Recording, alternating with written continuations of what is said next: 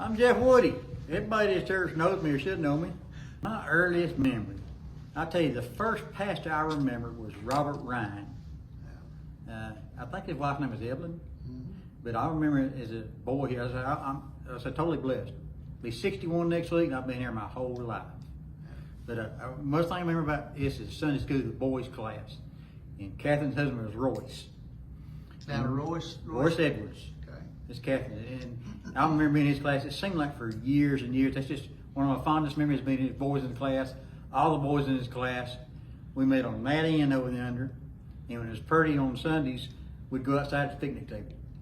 A lot of Sundays we'd at the picnic table, and I just enjoyed that class so much. I remember that I got old enough. I guess he didn't teach high school, whatever it was. I remember getting out of his class, and I got upset because Royce wasn't my teacher no more. That's just an amazing memory of this church. And I still remember the church being small and narrow. You know, didn't have this big stage up here. Still had stained glass windows, and windows been here since I've been here. And I got saved in that back corner back there. I was about 12 years old, had the old wood pews. Loved them wood pews with a little, put the Bible, they had hymnals in it. Loved the hymnals. Used to love just pick up the hymnals, singing it. And the fondest memories as a kid, you know, my dad, he's passed away now. My mom still comes here. But I remember as a little kid, all his daddy and us 6 kids. I had a stepbrother, sister, and 6 kids. But I remember getting in trouble because he had the hymnals. You'd open them up as a kid, and you look at the back at the funny names, start laughing and giggling about the funny names. You know, people's funny names. Fortenberry or something. Oh, that's funny. Daddy would slap you upside the head and get a whooping when you got outside. But that was just wonderful memories. And then as I grew up here, and one of my buddies, Wayne Thacker, he and I, time we got in our 20s, we taught RAs at this church. So I've been involved in this church my entire life, and now I'm an adult, I just love it so much. And the back part of the church, I still remember it being so small. Before I had that wing, you go out that back hall back here. The very back right was our Sunday school class for a while, and the kitchen was there. It was basically 2 Sunday school rooms and a little kitchen. It had a refrigerator and a sink, and had a little draw curtain. We'd draw a little, like a draw wall to the side of it, and we'd get caught sometimes. They'd come in there, and we'd sneak out Kool-Aid or something. Been there. Y'all been in the kitchen again, ain't you? Yeah, I'm in the kitchen again. That Kool-Aid order to get the Sunday school teacher, you know, for being in the kitchen. But I remember just our what's coming up is our homecoming. It's just a little small area, but the women pile of food. You just walk to that little kitchen area, get your food, go out and make a table. And had a little, I think it seemed like it was a pavilion back here. I think it was a small pavilion. All that was grass, no parking lot. We played out there, played ball out there. But like I said, this church is such a fond memory. And I just feel like, you know, God tells me I need to be part of this church. So I remember Robert Ryan was the first one. Eric Matthew was a good influence on me. I loved Eric. Really did, as a young man. You know, 20s and 30s, you get to wandering. But that's probably some of my fondest memories here. It's like, Royce Edwards, I remember so much how godly of a man he was. Still remember Billy Bilden leading the choir. That's Brenda's husband. I remember Billy leading the choir. I always remember, I think people do remember, I can't remember his name. We used to love to hear him pray. When Mr. Mama, he got, I guess you'd call the Holy Spirit. He'd just close his eyes, get to shaking, shivering, preaching when he prayed. And as a kid, you said, oh, he's praying. But even then, you feel the Holy Spirit here in this church. And I want people to know that God's still here. God's using this church for a purpose. And I think our Friendship Baptist Church is, when it was established 75 years ago, I think they'll be here another 75 years easily. So, and what's something about it too, there's very few, I love seeing different people here. You know, I don't remember a lot, because just say Brenda and Clarence, I remember them.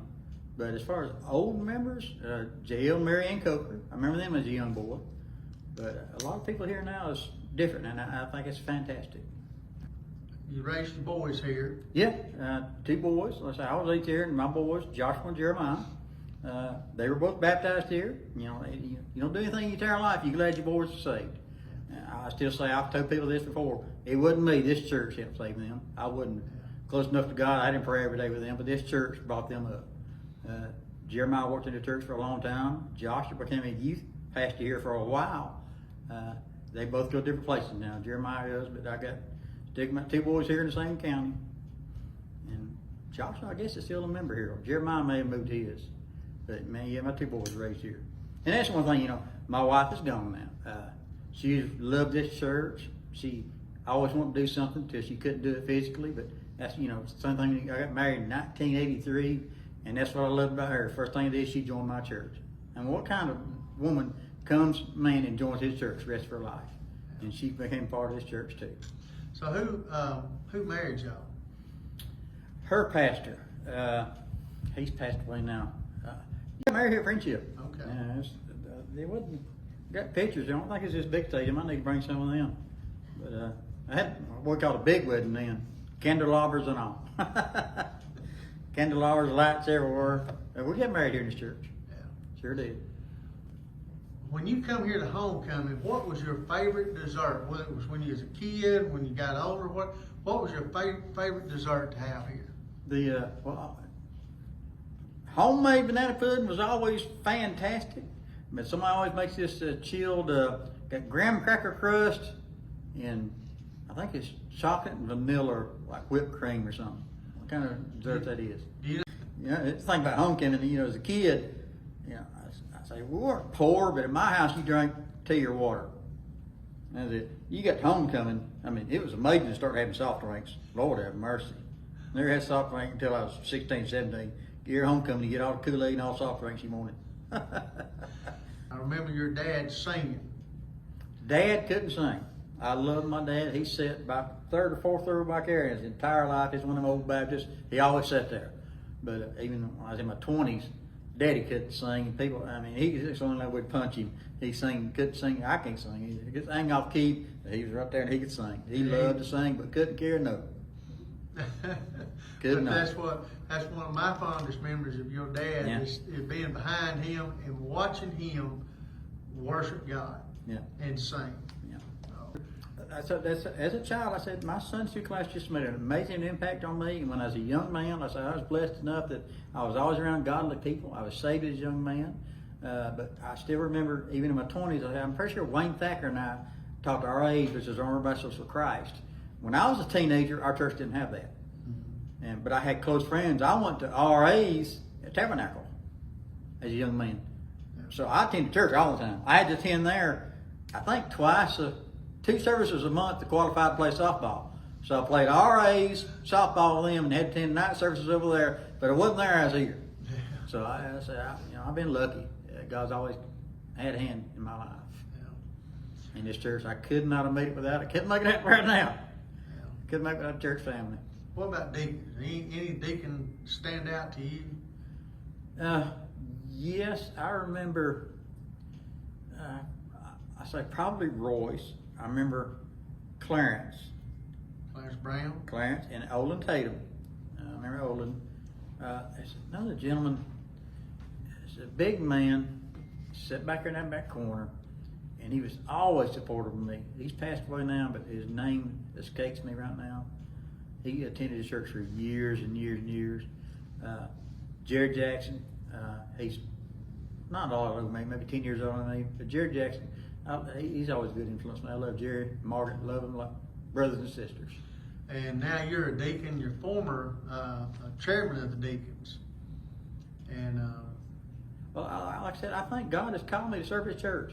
I love Jim Houston. I've supported every pastor here. I'm glad now that my faith is growing, that I can help serve more, be part of the church and make decisions at church. And like I say, as a deacon, I feel like, we could be a servitude to the people here. When they say, I was approached, you want to be a deacon here, I said, let me think about that. I'm a grown man now.